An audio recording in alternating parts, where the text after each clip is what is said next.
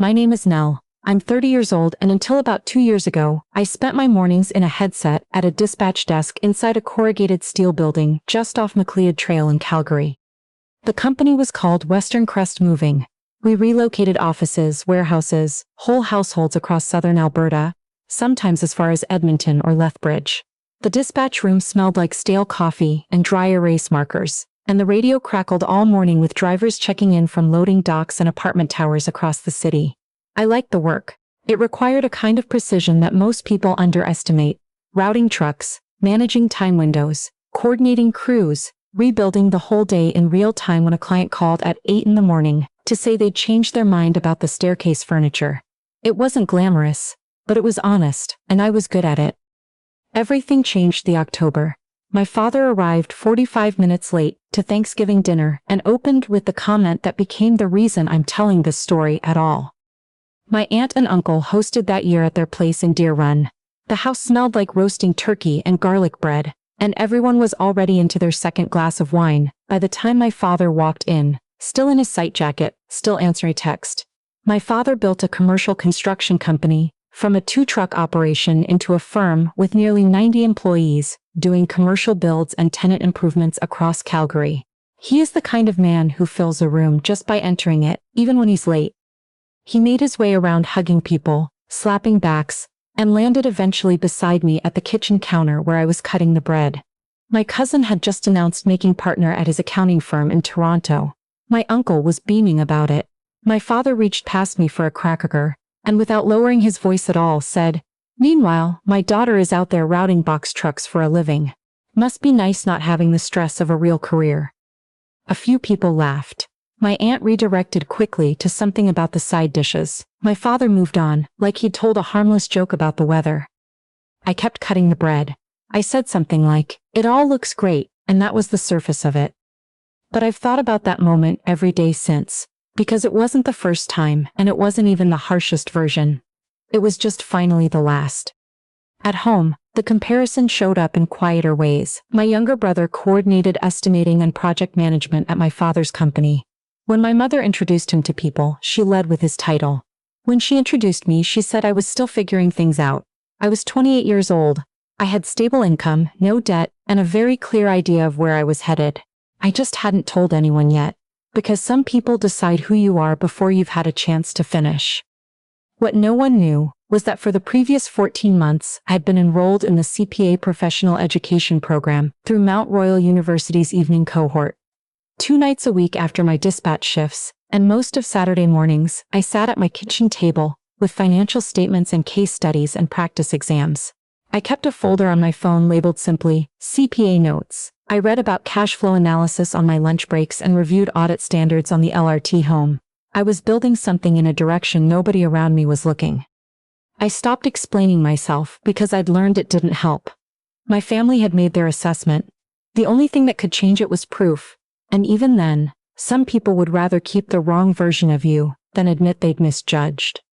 The person who first noticed what I was actually doing was a man named Ross. He was a senior operations analyst at a commercial property management company and had used Western Crest for 2 large office relocations. He came in a few times to oversee logistics and once found me cross-referencing spreadsheets during my lunch break instead of eating. He asked what I was working on. I told him. He didn't say much, just nodded and said, "You should be doing this full-time." Then he went back to reviewing the floor plan.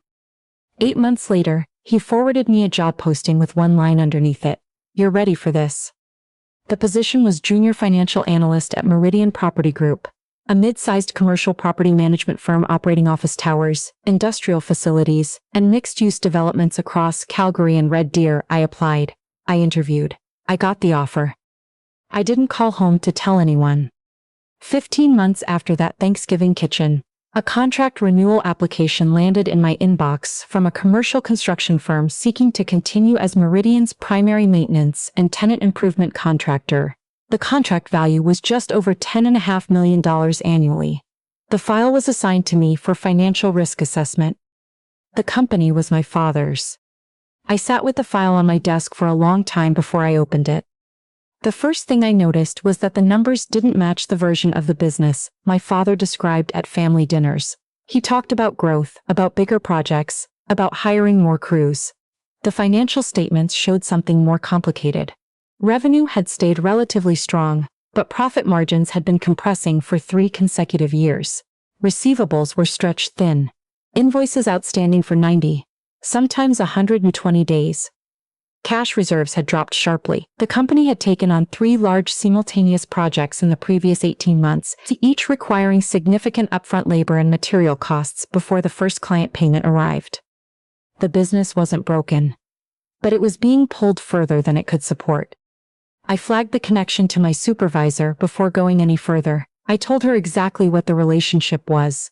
She listened, asked a few questions, and said what I'd expected. Then you do your job the same way you would for any other file. The relationship is disclosed and everything gets documented. That was Meridian's standard. The analysis moved at the same pace with the same scrutiny as every other contract review. That was the only version of fair that actually meant anything. I ran into my father for the first time since the file arrived at my mother's birthday dinner in November. A small gathering, just immediate family, at a restaurant in the Beltline.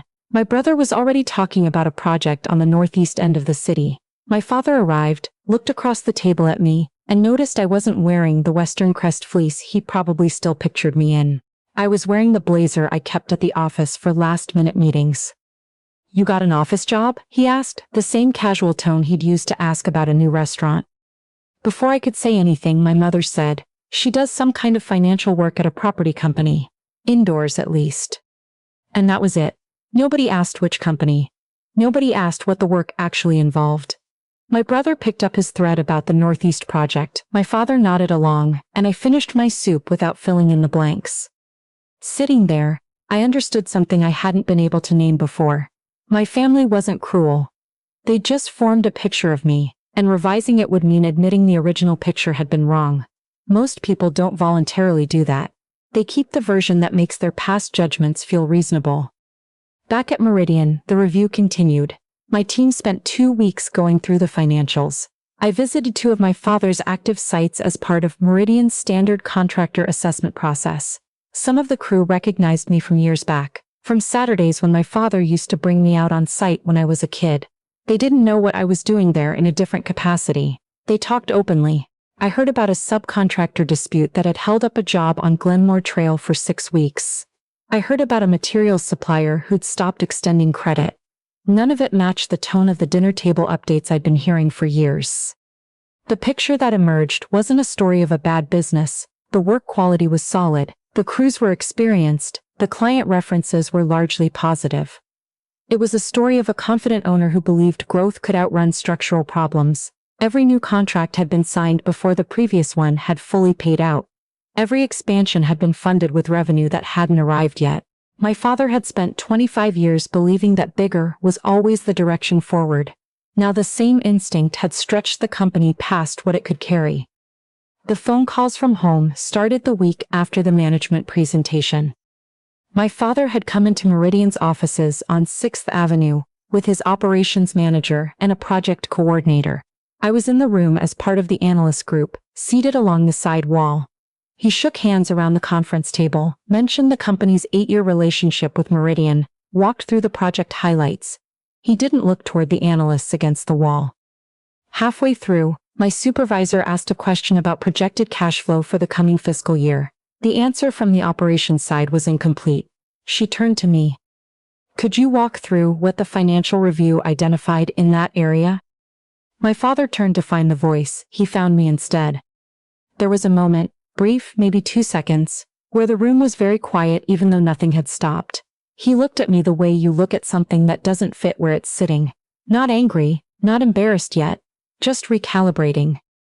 I walked through the cash flow analysis. I kept my voice level and my language precise. I referenced the receivables timeline, the margin compression over 3 fiscal years, the capital exposure on current contracts. When I finished, the meeting continued. My father didn't say anything directly to me. In the week that followed, relatives I hadn't heard from in months suddenly remembered my phone number. My aunt asked how those kinds of decisions worked at property companies. My mother called twice, which was unusual, and both times ended with some version of, "Just make sure you're being fair to everyone, sweetheart." The hardest call came from my brother. He'd stopped being indirect. He said the company had 43 full-time employees. He said 2 of them had been with my father since the very beginning, since before I was old enough to know what a job site was. He didn't ask me to do anything specific. He was too careful for that, but he didn't have to. I knew those names. I'd been to their kids' Christmas concerts. One of them had taught me how to read a level on a Saturday afternoon when I was 9. He'd let me hold the bubble in the middle and told me that was all engineering really was, keeping things from tipping. For the first time, the file stopped being a file. I told my brother what I could honestly tell him. I do my job the same way for every review. That's the best thing I can do for everyone involved, including them. He was quiet, then said okay, and we hung up. I stayed at my kitchen table for a while after that, just thinking. Inside Meridian, nothing changed because of the calls. The analysis was completed, the findings were organized, and my supervisor and I brought the full picture to the contract review committee on a Thursday morning. The recommendation was layered. The company's work history with Meridian was real. 8 years, consistent quality, no major site incidents. Losing them as a contractor would create genuine operational disruption. But approving a full 3-year renewal without conditions, given what the financials showed, would be extending trust that the numbers hadn't yet earned back. The committee asked me to outline the proposed conditions. I laid them out clearly: a 12-month probationary renewal period instead of the standard 3 years, quarterly financial reporting directly to Meridian's finance team, a temporary disclosure requirement before taking on new non-Meridian contracts above a certain value, an independent financial review at the 6-month mark. One committee member asked whether the conditions were proportionate, given the length of the relationship. I said yes. The relationship is a genuine asset, I said, but it doesn't change what the numbers say. If the company stabilizes and meets these conditions, we're looking at a full renewal in 12 months. If we skip the conditions and something goes wrong, we haven't protected either side. The committee voted to approve the conditional renewal. My father called 4 days after receiving the documents. He didn't ask to meet in an office. He asked if he could buy me coffee. I said yes. We sat near the window at a cafe on 17th Avenue. He had the contract folder with him but set it on the table between us without opening it. He looked like he hadn't been sleeping easily. Quarterly reporting, he said after a while. An independent reviewer going through the books. I looked at the folder and thought about what was actually true. They want the company to come through this, I said. These conditions are what that looks like in reading. He was quiet. Then, 25 years I've been running this company, and now I need sign-off before I take on a new contract. I let that sit for a moment. Then I said, you built something real enough that it's worth protecting. If the committee didn't think the company could recover, there wouldn't be conditions. There would just be a different contractor. He looked at me then, not the way he had in the meeting room, not the way he had at Thanksgiving. More like he was looking at someone he'd been consistently wrong about, and was only now admitting it to himself.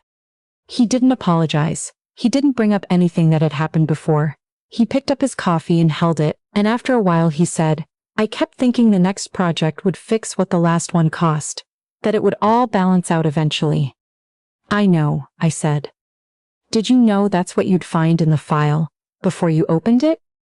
I told him the truth. No, I hoped it wouldn't be. He nodded once. He signed the conditions before he left the table. The months that followed were quiet in the way that genuine stability usually is. No single dramatic moment, just steady, incremental improvement. My father's company submitted every quarterly report on time. The independent review at 6 months came back clean. Receivables shortened, cash reserves slowly rebuilt. They stopped taking on new projects before the existing ones had paid out enough to cover what came next. I heard through my brother that subcontractors were getting paid on schedule again, for the first time in over a year. These weren't changes anyone announced. They were the kind that kept 43 people employed through another Alberta winter. My father and I didn't talk often after that. We'd never been in the habit of regular calls, and that didn't suddenly change because of 1 cup of coffee on 17th Avenue. But something had shifted at a distance I couldn't quite measure.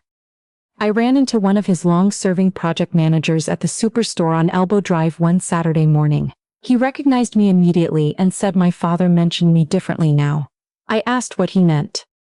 Says his daughter works in property finance, the man said. Says she's the reason the company's feet are on the ground. He laughed and pushed his cart on. I stood in the produce aisle for a moment after he walked away. My father hadn't called to tell me he was proud. He hadn't sat down with me to go through the years of comparisons and what they'd cost. He'd just started describing me accurately to other people, telling the truth about me when I wasn't in the room. I'd spent a long time waiting for a direct, clearly worded acknowledgement that would feel like a door finally opening. What I found instead was smaller and quieter than that, but it was real, and it was his. The 12-month probationary period ended the following March. The committee voted unanimously to renew under standard 3-year commercial terms. The financial review was clean. The work quality had held throughout, and the company had met every single condition without requiring a single reminder. At the final committee meeting, my supervisor noted that the structured approach had worked exactly as designed. Nobody in the room knew the full picture of how the recommendation had come to be made. That fall, I was at the Calgary Construction Industry Association's annual luncheon. Meridian had sponsored a table, and my supervisor asked me to attend for any contractor touch points. My father was on a panel about managing family-owned construction firms through market cycles. I planned to sit in the back and leave when it wrapped. During the Q&A, someone asked him what the hardest lesson had been from the previous year's challenges. The room expected something about material costs, or difficult financing markets, or labor shortages. My father paused for a few seconds, and then said that the hardest thing he'd learned was that discipline and ambition weren't opposites, that you could want to build something large and still need someone to tell you when the building had grown past what the foundation could hold. Then he said, "The person who told me that wasn't a bank or a consultant. It was my daughter. She did it the only honest way, by doing her job exactly right, when it would have been easier to do it some other way." He didn't look for me in the room. I don't think he knew I was there. He said it the way you say something that has simply become true, not as a performance, just as a fact he'd gotten used to living with. The audience applauded and moved on to the next question. I stayed in my seat until the room started clearing. People sometimes ask if everything was fine after all of it. The honest answer is that things were different, not perfect. My father and I don't call each other regularly. We haven't sat down and worked through the years of jokes and comparisons and quiet dismissals. Some of that will probably never be addressed directly between us. Most families have things like that. Questions that stay open because closing them would cost more than either person is willing to spend. Life keeps moving, whether you've settled all your accounts or not. What I know is that the company is still operating. The crews are still working. The man who showed me how to read a level on a Saturday when I was 9 years old is still on that payroll. I was promoted to senior financial analyst at Meridian last spring. A portion of my work now involves helping business owners recognize the same financial patterns that nearly ended my father's biggest contract. When someone sits across from me convinced that the next deal will fix what the last deal cost, I see it immediately. I've been watching that belief my entire life. One Tuesday evening in February, I was driving home along Macleod Trail and passed the Western Crest building. The dispatch window was still lit up from inside. The sign had been repainted, but everything else was the same. I pulled over on the side street and sat there for a few minutes. I thought about the headset and the radio and the dry erase markers. I thought about the folder on my phone and what it had taken to fill it. I thought about Ross forwarding me a job posting with one sentence underneath. And I thought about my father at a kitchen counter at Thanksgiving, reaching past me for a cracker. The job he'd called a waste of time had taught me how to hold 15 moving parts at once, without losing any of them.